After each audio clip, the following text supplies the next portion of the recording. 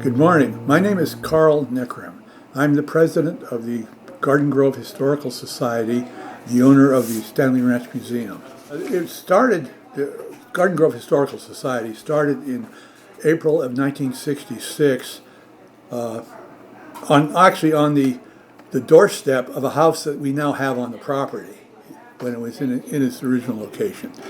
And it grew from there. In 1970, when Agnes Stanley, who is the owner of the farm, the property we're sitting on now, sold most of her farm. She was 93 years old, so they donated this piece of property we're sitting on, plus several of the buildings. And since then, more buildings have been moved onto the property, and including Walt Disney's first garage studio. Well, the tours have been since the 70s sometime. They're by donation, and we do get a lot of people coming by. But a lot of people, they come by and they say, well, gee, I've been going by this street for 50 years and I didn't know you were here. Well, when you go down the street and you look over, you see the farmhouse and you see this building we're sitting in now and the red barn, and you don't see everything else we have back there.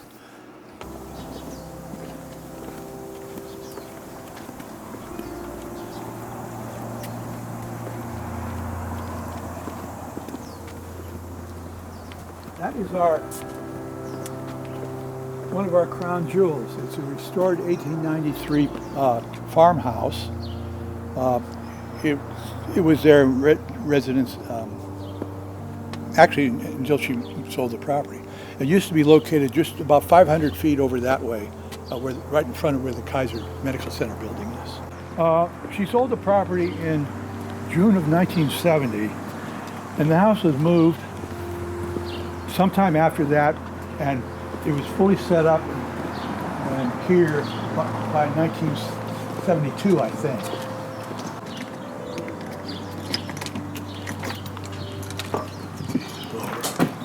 Coming in. It's kind of dark in here because the curtains aren't open.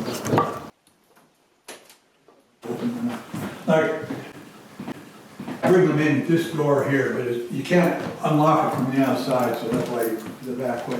This is the parlor in here.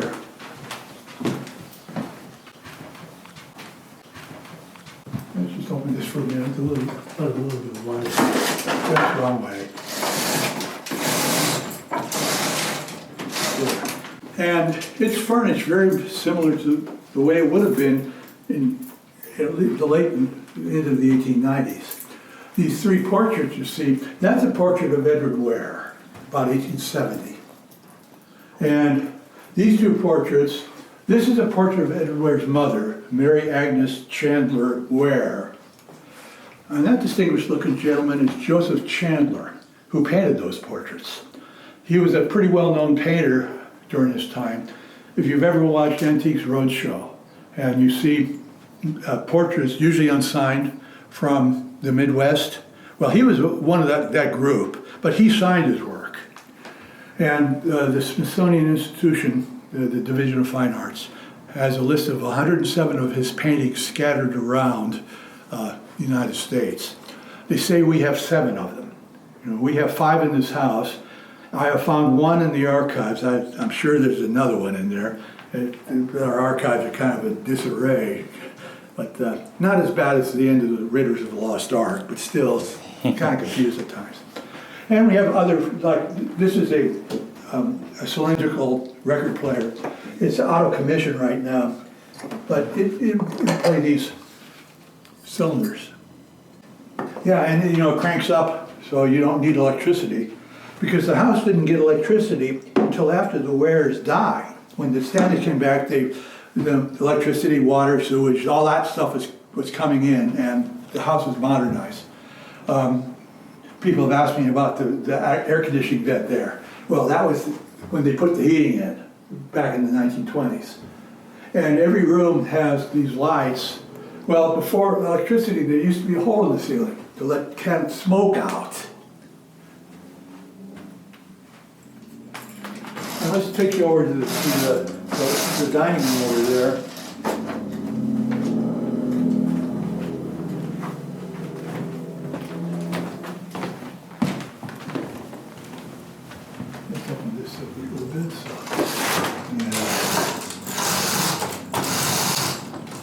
Now, this is the front door of the house. We came in through a service entrance, which from 1920 until the time the house was moved, actually there was a bathroom there. That's where Arthur Stanley put the bathroom. When they moved the house, they returned it back to its original configuration. That's a portrait of Agnes at her high school graduation. And, you know, and as you can tell, the house is very well built. Nice tall ceilings, big windows. All the woodwork and on the floors are all original. We do have that fancy hearth there, which if anybody knows anything about green and green furniture, I think that is very similar to what's in the Gamble house. And the pump organ still works. And if you come over here, you'll see that Edward Ware purchased this organ. It has keys and it does work. You have to pump it. He purchased the organ for $140 in 1890, which is quite a bit of money. Here's the original receipt. And which means actually that the organ is older than the house is. And it was used by Agnes and presumably her mother and her father for many years. They did sell it in the 1930s to the Reef Snyders, and it spent the rest of its life until it was donated back to us on the showroom floor of a furniture store in Anaheim. And then when the Reef Snyder family heard about the museum starting, they donated it back. And this is where it lived when it was, in the house. And the bedroom there it's an add-on, but it has the typical furnishings that a bedroom would have had. This was the Ware's bed. It's kind of short. But the Wares were not tall. Edward Ware was 5'7.5", and Mary Johnson Ware was a little shorter. And we have a couple of photographs of them in their later life up there.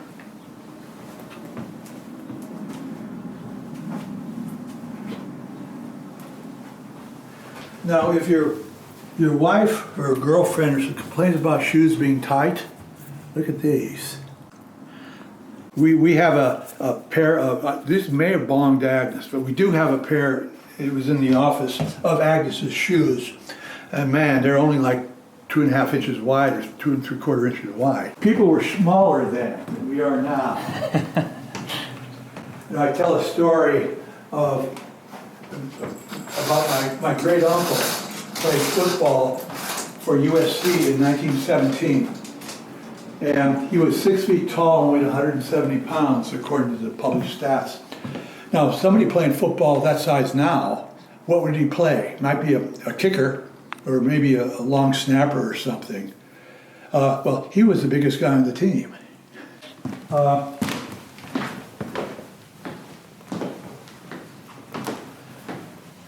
So you have this.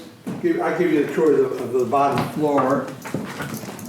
We have 3 bedrooms upstairs, which have bedroom things in it. And here is a walnut tree. Edward Ware did grow walnuts, and in around 1900, there was a walnut blight that was affecting the trees. If you know anything about Orange County or Southern California agriculture, it's kind of boom and disaster. In the 1880s, grapes were being grown, not only for raisins like the Wares did, but for wine, like what happened in Anaheim. In 1882, I've seen published reports, Anaheim produced 2 million gallons of wine. That's a lot of grapes. But in 1886, there wasn't a single grape harvested. They all died, phylloxera.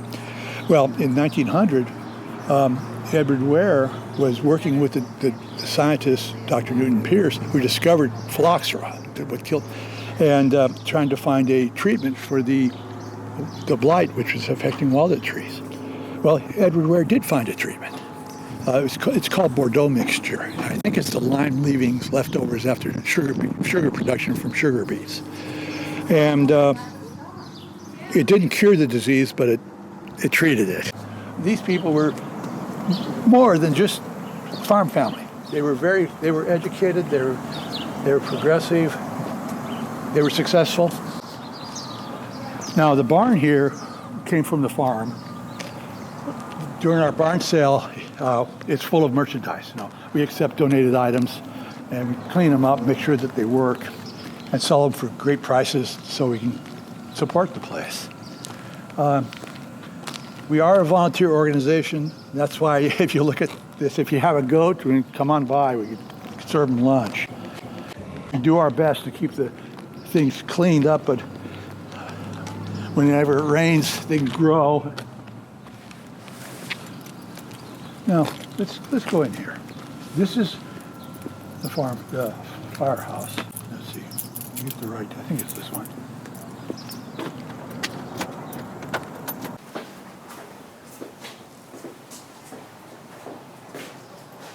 Here is our fire truck. It was purchased in 1927 when the fire department started. It's a 1926 model American LaFrance Cosmopolitan model fire truck. We have the paperwork right here. This was restored maybe 25 years ago. It's still owned by the city. And that's the reason why it's still here, because when the county took over, they were throwing a lot of stuff away. And our Tuesday volunteers, who are not here today, saved a lot of it. Saved things like the maps here, some of these old boxes, old manuals, a lot of things. Some of these old pictures. And so we have this here to show people what it was like at the beginning.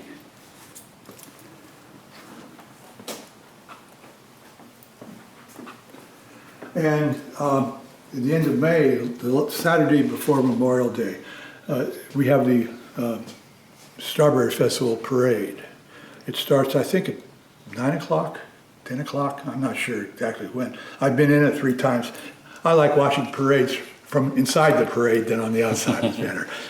And the mayor wants to ride in the truck, so you get to see Stephanie Kloffenstein ride in this truck.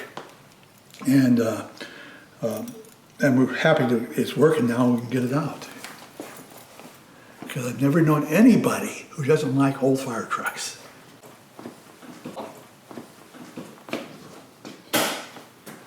And this would be the day room. This is where the firefighters would spend their time when they're not polishing the truck or fighting fires. Because in Garden Grove, it was always one day on, one day off when they became a professional fire department. And lots of old memorabilia, some old trophies when they were in little shows. Lots of support of Little League teams and things.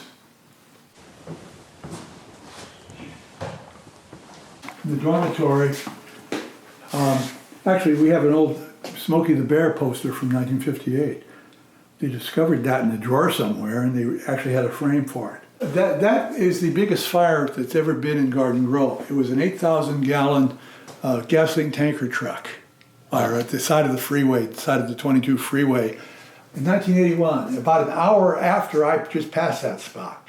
At the time I was working in Culver City and living in Garden Grove. And they made it into a training exercise. So,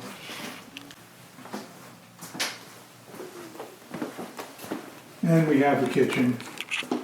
And we have a cookbook that was compiled by one of the firefighter cooks, because they would be here for a day, so they have to cook 3 meals. And they cooked them pretty well, because remember, you're cooking for a bunch of macho guys. You better do it right, or you're going to have to eat it all yourself, whether you want to or not. And let's casseroles and things that they could be putting in the oven or on stovetop, and if they get a call, they could shut the stove off, and it wouldn't ruin it when it came back.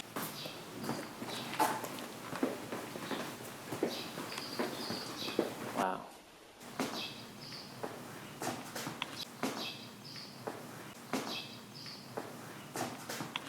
It sat for a long time. Actually, during COVID, it didn't get started for 3 or 4 years. But they've been able to get it back going back. They can start it, it stops. It now goes where it's pointed. So the 3 most important things for a vehicle, whether it starts, whether it stops, and whether you go where it points. And they've actually had it out. The city public works guy came out with the driver, and they took it out on the street to make sure it could do the parade, and it passed. They're just waiting to do some last minute, fluid changes and things, so it'd be ready to go.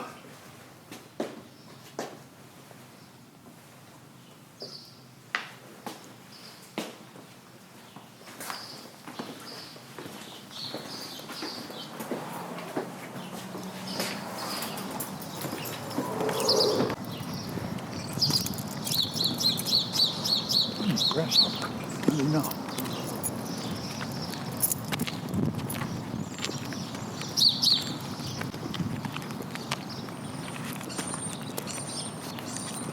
This was located in North Hollywood, 4406 Kingswell Drive.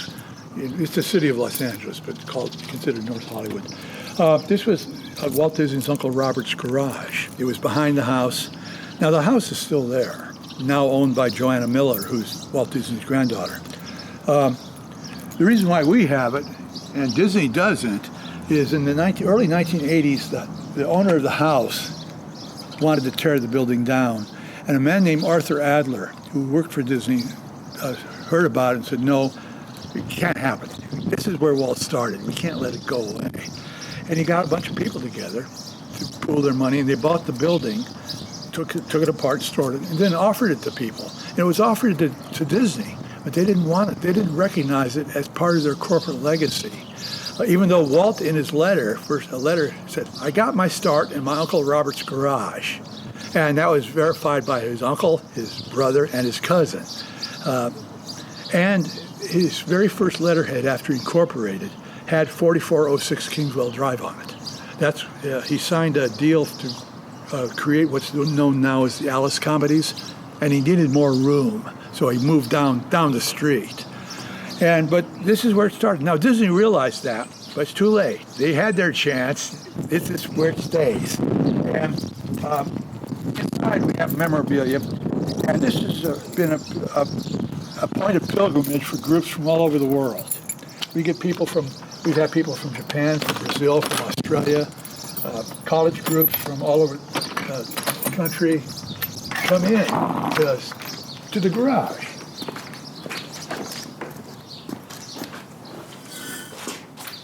Wow.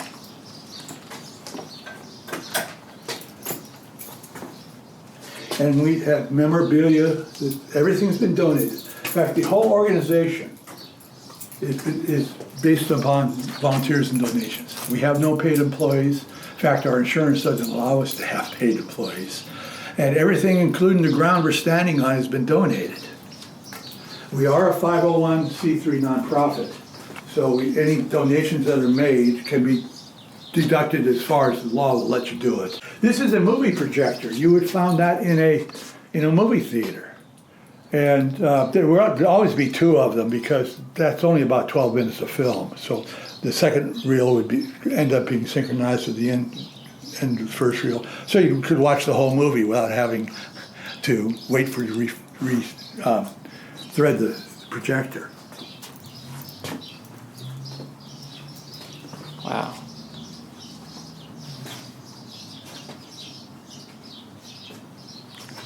And we have things that just actually from the very early part to the latest.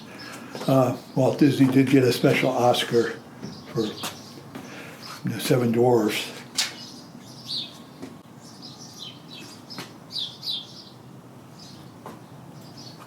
Well, I won't badmouth anybody, but it was the head of their archives didn't think it belonged. Hey, he was wrong. Yeah. Walt would have told him otherwise had he been around. But we like to show this to people because Walt Disney did something. He made he and his brother Roy, who was the money guy, who Walt had the dream and Roy had made the money, and we were able to create something that people from all over the world love. The Disneyland parks, their movies, some of their memorable characters and animation of Dumbo and Bambi and Mickey Mouse. So, and then we have its beginning, and you might as well show them a picture of the house right there. Now, the house is there, so if you go down to Kingswell Drive, you could park your car somewhere and walk down the street. And if you go all the way down to Vermont, you'll see the second studio. But this is where it started. And this is a replica garage that Joanna Miller put. So it's in the place where this building was. And now it's been, I think, 3 years now. The grandson of this list of people, grandson of them, did his Eagle Scout project and restored the outside. He repainted it, and as they were tearing off the old paint, they discovered a board on that side of the building that the original paint had soaked in. So they were able to reproduce as close as they can with modern paint the original color of the building.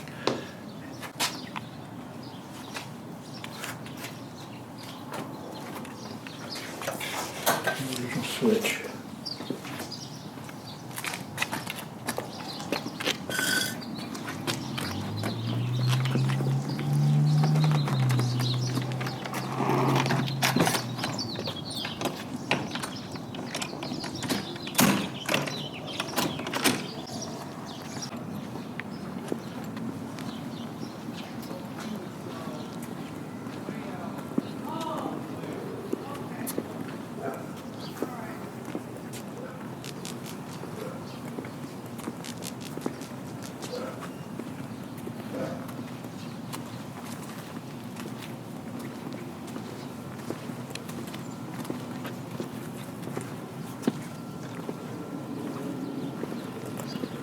So there you have it, and you've seen most of the buildings.